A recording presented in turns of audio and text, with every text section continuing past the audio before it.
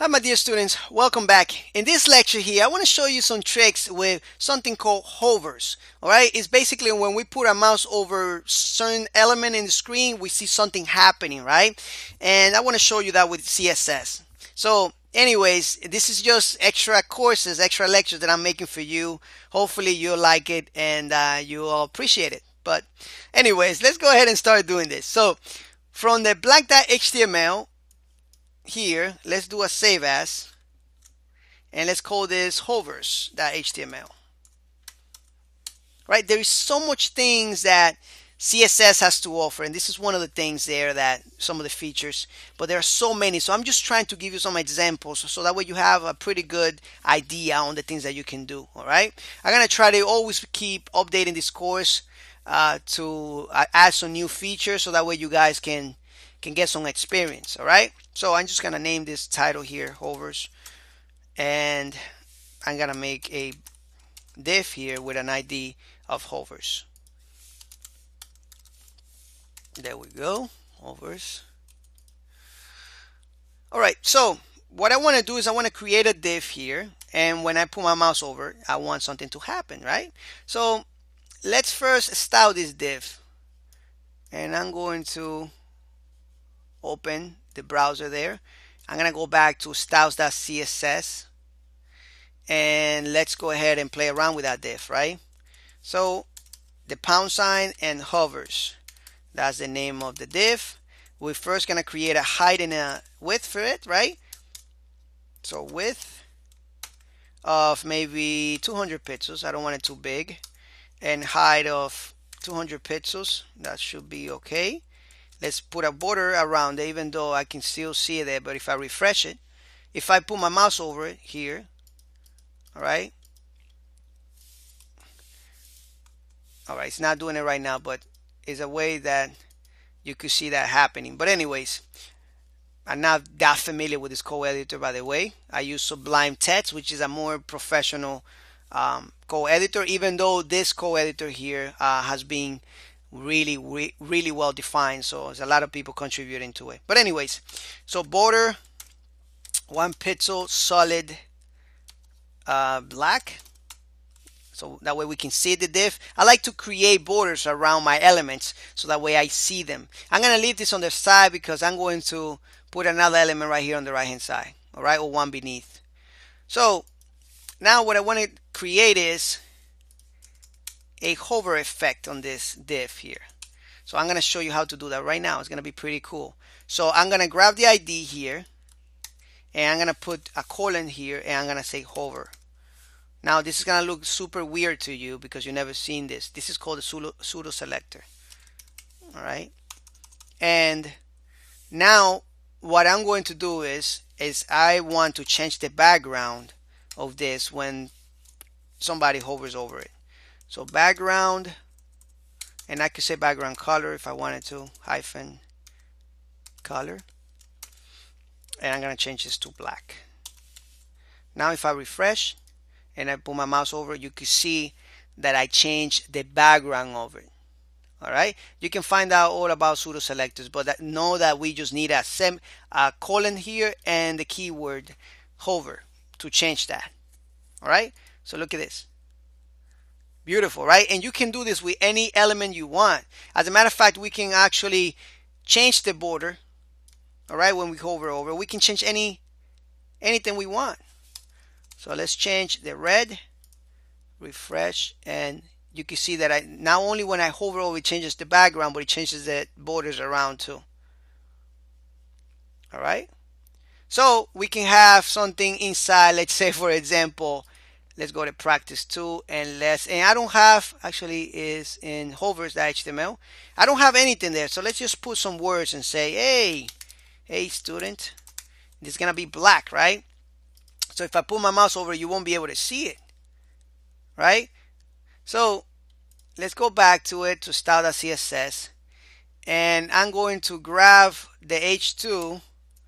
I'm gonna show you right now, put it right here actually, and then the h2 that's inside that hovers, and I'm going to text align it to center, and you can have some other things here.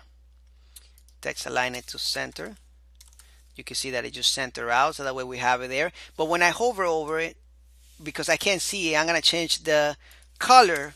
And when I put color by itself, it's just going to color any text that's in there. You see this background, for the background, we have to specify that we want to change the background.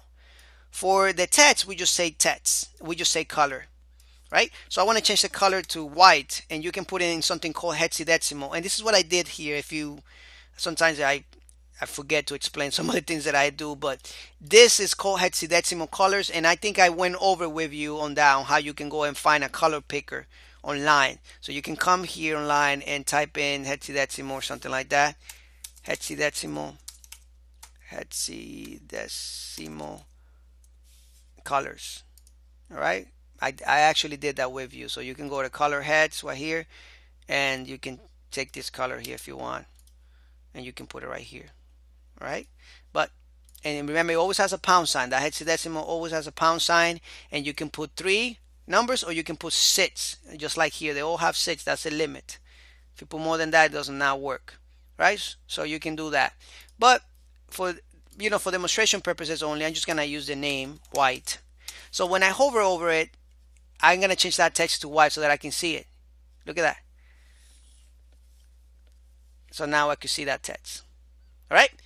So like again, you can do this to any element you want. You can even put a picture here, and you can change the opacity of the picture. So let's go ahead and do that. You want to do that? We can actually go ahead and grab one of these pictures right here.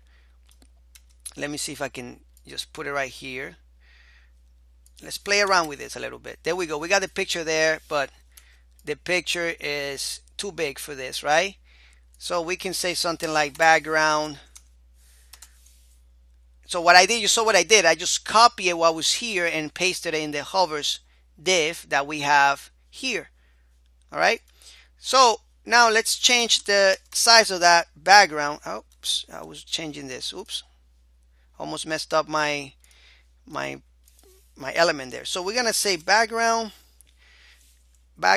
and I think it's a property here. I don't see it there, but I know there is background size. There we go. And background size is going to be 100%. And if you see that, we have the image repeated many times inside, right? So what we want to do is we also want to use another property called background. And hopefully you're getting a lot of knowledge right now. Background repeat. All right. And we are going to stop that repeating effect right now. Colon. And then we're going to choose no repeat right here. No repeat. Oops. I'm trying to do that automatic. There we go. Semicolon. And now if we do that, now the image is going to be there. No repeat. And it's going to be 100% of this div, which is like that. All right. So now we could get that text out of there if we wanted to, so that it doesn't look as bad as it does right now. Let's just comment this out for now. And now we have that image inside there via CSS, and it's taking 100% of that. Let's go back to it, and let's do something that I wanted to do, is that we can change the opacity of this whole thing. And opacity, I'm trying to put as much information in your brain as possible so that way you can have an idea. So the opacity, we can change the opacity to actually 0.9. All right, and it goes to 10 actually, and 10 would be 1. And you can see it went down, the color went down a little bit here. Let's do it to 5. You see that? Let's comment this hover color out, because I want to show you something. So I'm going to comment that out, and you can see right now that that image opacity went down, right? So it's almost transparent. What I want to do is I want to increase the opacity when I hover over it. So if I hover over this, I'm going to close this out here. If I hover over this, I want to increase the opacity to 1. That would be 100%. Refresh. You see that? Now if I put my mouse over, I can see the whole image. This is very useful when you want to tell the user, you want to give the user an indication that they have to click on something. Look at that. All right.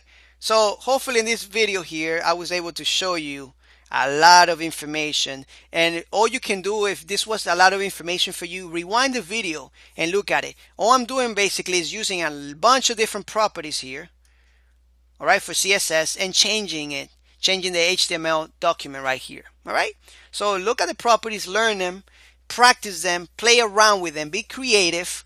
And if you're not creative like me, because I'm not that creative, just practice and practice and play around with it. You'll get better eventually. All right, so it was a pleasure like always.